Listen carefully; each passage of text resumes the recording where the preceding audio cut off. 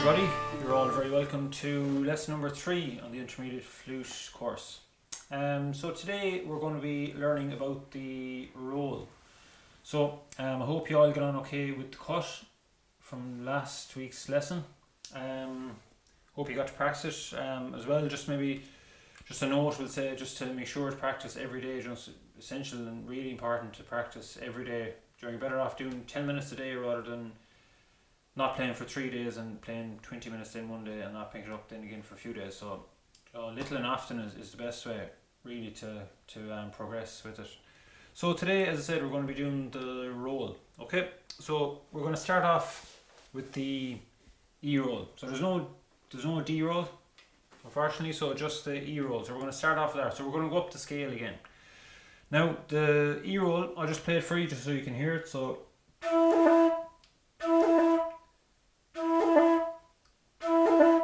okay, so that's a D roll played up to speed. So it might sound complicated, but it's not when we'll break it down and you'll see the different stages of it. So the first stage, a roll can be made into two parts. So the first part is a cut, and then the second part is a tap. So cut and tap, that's how we do the roll, any roll. So the E, for the E, we'll just do the first part of it. So the first part is, so it's the cut. So from what we've learned from our previous lesson, the cut is just the exact same.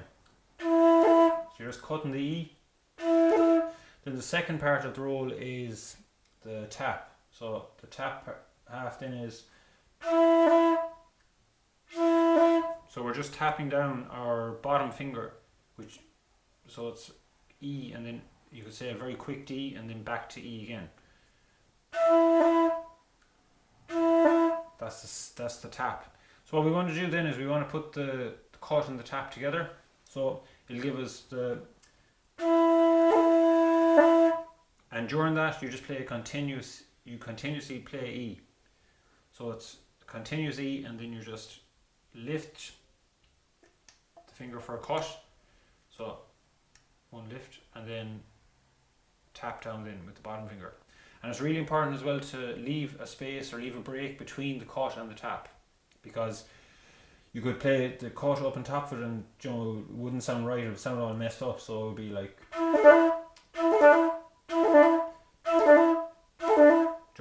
that's doing the cut and the tap say directly one after one another. So it's not going to sound right, so it's really important to leave a space between the cut and the tap. So again, the E roll there is,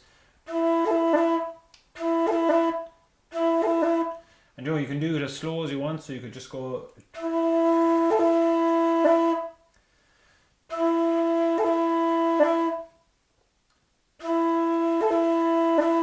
and then when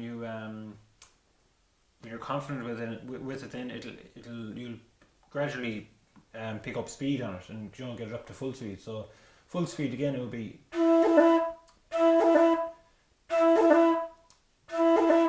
okay, so that's the E roll. F roll then is the same. So it's the same, every roll is the same structure. You've got the cut and the tap. So remember again, our F roll starts off with the F cut, so it's,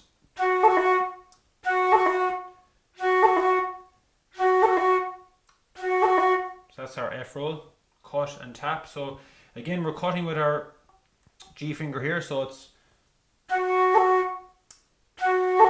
that's the first half of it, and then we're tapping here with the E finger. So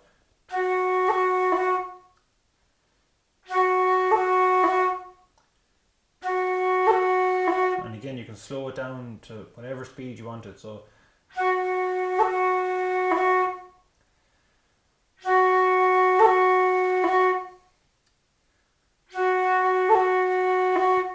okay, so that's our F roll, and then up to speed again, it's,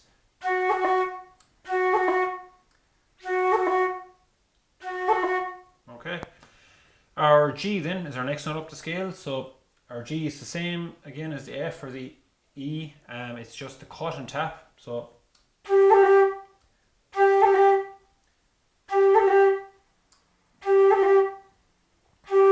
okay, so we started off there with the E with the cut. So it's,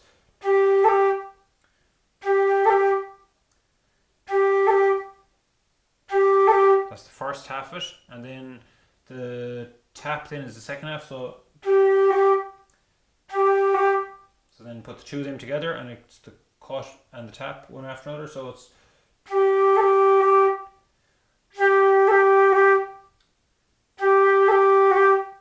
okay, and up to speed again. Then it will be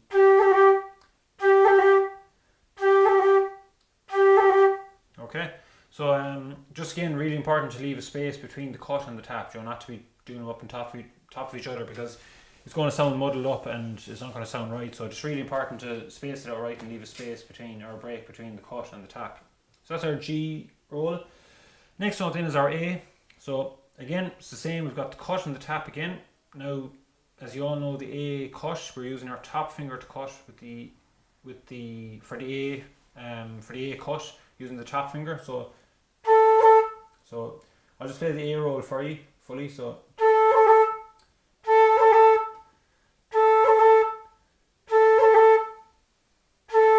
okay, so we're cutting with our top finger, as you know, same as our cut, just on its own. So that's, and then the second half of the roll is the tap. So we're just tapping down with our G finger there. So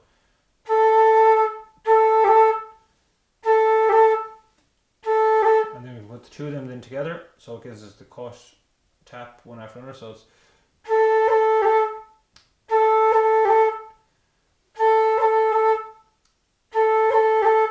okay, and you can slow it down again as much as you want. So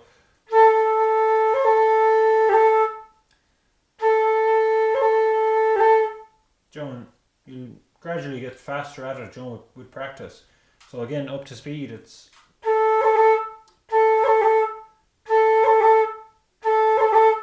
okay.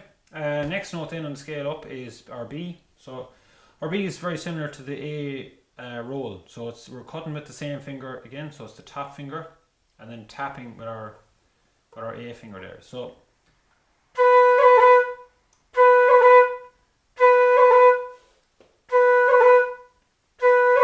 that's it up to speed. So we'll say we'll break it down again. So just to start with is the cut. So that's our B cut, and the tap is, and then put the two of them together, it's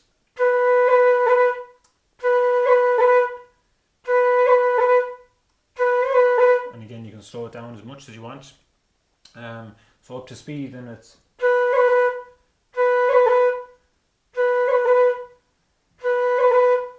okay. So that's our B cut. So like they mightn't sound or they mightn't make much sense now just going up the scale there through them, but in tune, when we move on to a few tunes, you're going to see where they can go in and how decorative they can be in tunes. So just to recap on that, then again, same as the cut, we've no roll for the C, so it just goes, we've got E, F, G, A, B. So we'll just go again from the start. Just a little exercise, maybe if you put D just before each note, it makes it kind of breaks up the scale. So you could go then back to D and the F roll, and then G then is, then okay. So just E roll there, then our F roll. And I'm putting D before them all now, just to play them up just before them. Then our G roll, then A roll, and then B roll.